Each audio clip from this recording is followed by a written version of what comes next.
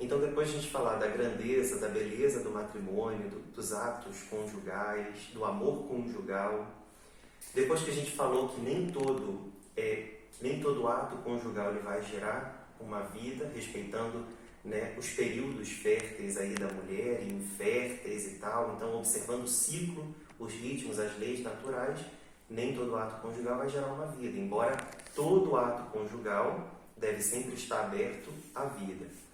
Mas uma coisa é importante a gente falar ainda, né, que é, especialmente naqueles casos que o casal agora delibera que agora não é o momento de se ter um filho, de se gerar uma vida, mas vem o filho, né, se gera uma nova vida. E agora, né, o que fazer? Em momento nenhum, o casal pode pensar em alternativas imorais, como o aborto, né? Então é muito importante que, certamente vocês já participaram de outras lives, agora nesse mês que se celebra a vida, né? A Semana Nacional da Vida, lives que falaram sobre a família como santuário da vida, né? Isso é muito forte da gente pensar, e sobre isso a gente vai afirmar, com base nisso a gente vai afirmar que, obviamente, a família, em momento nenhum, pode adotar o que São João Paulo II falava, daquela cultura de morte, né? Ou então que o Papa Francisco fala da cultura do descarte, né? Em momento nenhum, né? O Papa Francisco, na exortação apostólica pós-sinodal Amoris Laetitia, número 83, vai dizer: se a família é o santuário da vida, o lugar onde a vida é gerada e cuidada, constitui uma contradição lancinante fazer dela o lugar onde a vida é negada e destruída. Mais adiante, no número 167 da Amoris Laetitia, o Papa vai dizer que as famílias numerosas são uma alegria para a Igreja.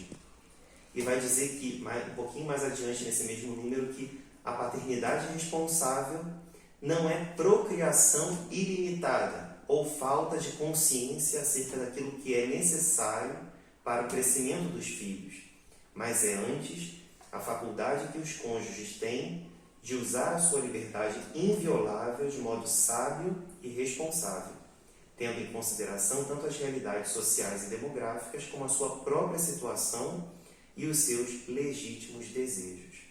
Então é muito importante que os esposos possam deliberar juntos esse momento, né, de que, né, é o que a gente já falou, dentro daquela mentalidade aberta à vida, né, quando os esposos então pensam que agora é o momento de ter filhos, ou então quando deliberam que esse momento, agora não é o momento, em momento nenhum pode ficar na cabeça dos esposos essa mentalidade, essa cultura de morte, a cultura do descarte.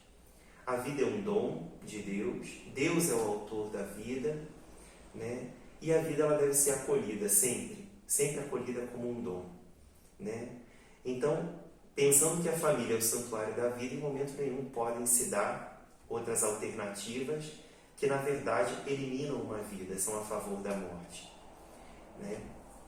Então, ainda sobre a paternidade responsável, o Papa São João Paulo II, na Carta às Famílias, Gratissima Ansani, de 1994, vai dizer: a união conjugal ela comporta, em todo caso, a responsabilidade do homem e da mulher. Responsabilidade potencial, que se torna efetiva quando as circunstâncias o impuserem.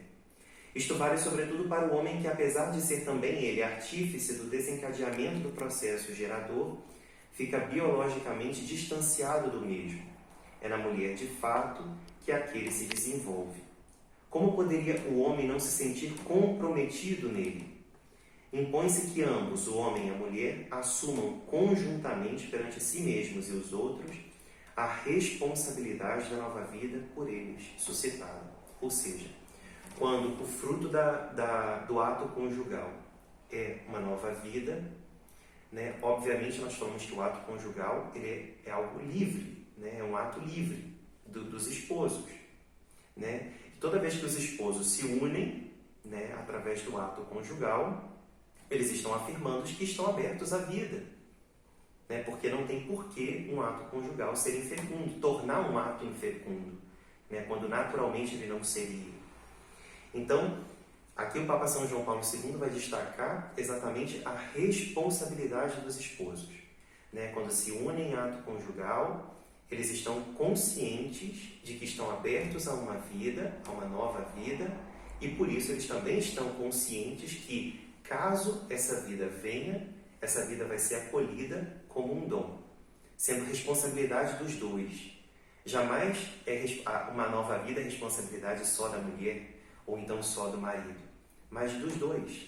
Os dois ali são uma só carne, né? Os dois são os progenitores dessa criança, dessa nova vida. Portanto, a vida ela deve ser acolhida, né? É o tema também de hoje. O escolhe, pois, a vida. Então, meus irmãos, essa é a mensagem que eu gostaria hoje de transmitir para vocês dentro desse tema da paternidade responsável.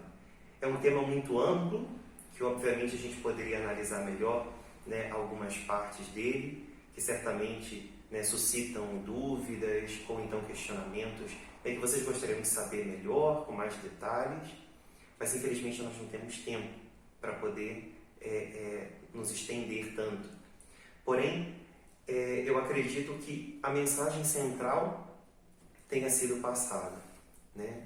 Então, espero que dentro do matrimônio, né, também para os casais que estão se preparando para o matrimônio, são os noivos, na sua preparação tão próxima para o matrimônio, possam se perguntar também essas questões, né? Quantos filhos ter, como os ter. É importante se ter esse planejamento e deliberar também diante de Deus essas questões, né? Porque a paternidade ela tem que ser responsável, como a gente viu. Então, que os esposos possam deliberar juntos, né? Se esse é o momento de se ter um filho, mas sempre abertos à vida, sempre abertos a acolher uma nova vida. Então, que os esposos possam viver o seu matrimônio de acordo com os desígnios de Deus, amando-se como Cristo amou e se entregou pela igreja. Então, que os esposos possam seguir esse exemplo de Cristo e também abraçando de forma responsável os frutos, né, desse amor total e exclusivo que são os filhos. Que as nossas famílias possam ser verdadeiros santuários da vida, né, e um testemunho eloquente de que o matrimônio ele não é algo fora de moda, né? Os filhos, eles são uma bênção, são um imenso dom de Deus e jamais são um fardo, né? Os filhos alegram a casa, né? O maior dom, o maior presente talvez que você possa dar para o seu filho é um irmão para ele, né? E talvez isso seja motivo de grande alegria também para você, para o seu matrimônio, para a sua família.